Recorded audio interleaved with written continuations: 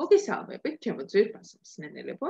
თუ თქვენ უსმენთ ამ დავალებას, ეს ნიშნავს, რომ თქვენ იწყებთ ინგლისური ენის შესწავლას სულ საწყისი დონიდან. მე პირველ რიგში გისურვებთ წარმატებას და მე იმედი მაქვს, რომ ბოლომდე გამომყვებით ინგლისური ენის შესწავლაში და თქვენ მე პირობას გაძლევთ, რომ ნამდვილად ძალიან კარგად შეისწავლეთ ინგლისურ ენას.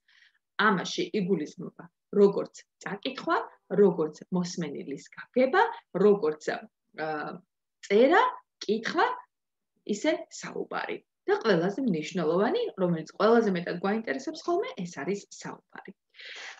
თქვენ უკვე გავლილი გაქვთ ესე იგი ტესტი და მივიღეთ გადაწყვეტილება, რომ თქვენ სწორედ პირველივე დონიდან უნდა დაიწყოთ შესწავლა, ამიტომ გთავაზობთ პირველი დონის პირველ დავალებას და ეს არის არტიკლები.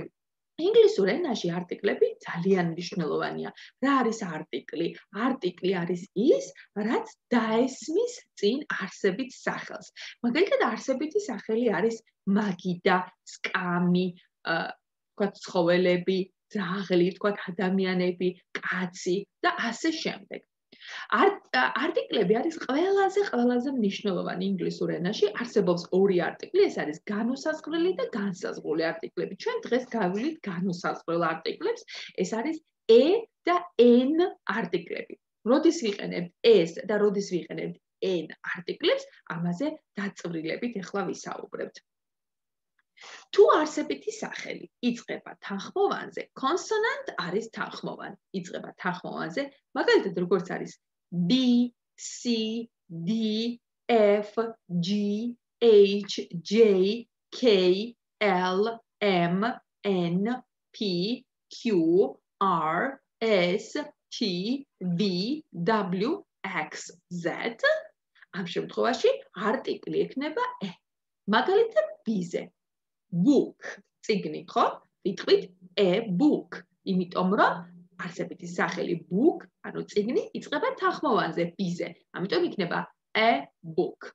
მაგალითად c, c-ზე დავიწყოთ კატა, cat, a cat. d-ზე მაგალითად ძაღლი, a dog და ასე შემდეგ.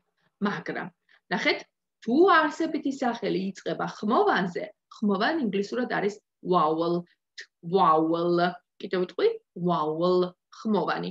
და ხმოვნები არის a, e, i, o, u. ამ შემთხვევაში არტიკლი იქნება n. მაგალითად, a-ზე დაწყებული არსებითი სახელი არის arm, კლავი. n arm იქნება და არა a arm, n arm. i-ზე მაგალითად elephant იწყება i-ასოზე, ვიტყვით an elephant და ასე შემდეგ. დავიმახსოვროთ, ესე იგი, თუ არსებითი სახელი იწყება ხმოვანზე, ამ შემთხვევაში დაესმის n არტიკლი, თუ თანხმოვანზე, მაშინ დაესმის e არტიკლი. და ვნახოთ ახლა მაგალითები. მაგალითად, ნახეთ, წარმოდგენილია კატა. ჩვენ უკვე ვთქვით a cat, ძაღლი, a dog. შემდეგი სპილო, an elephant, რუაფეხა, ანუ octopus, o-ზე იწყება an octopus. თქვენ ამ ახსნის შემდეგ გელოდებათ სავარჯიშოები, რომლებიც უნდა შეასრულოთ ონლაინ რეჟიმში, შეასრულეთ სავარჯიშოები, მეორეჯერაც მოусმინეთ, მესამეჯერაც მოусმინეთ და ასე შემდეგ, რომ უფრო კარგად დაიმახსოვროთ, შემდეგ სავარჯიშოებს შევასწორებთ, თუ შეცდომები იქნება დაშვებული, დავასწორებთ კომენტარებში, დაგირთავთ და უფრო კარგად გაიგებთ, თუ როდის ვიყენებთ e და n არტიკლებს.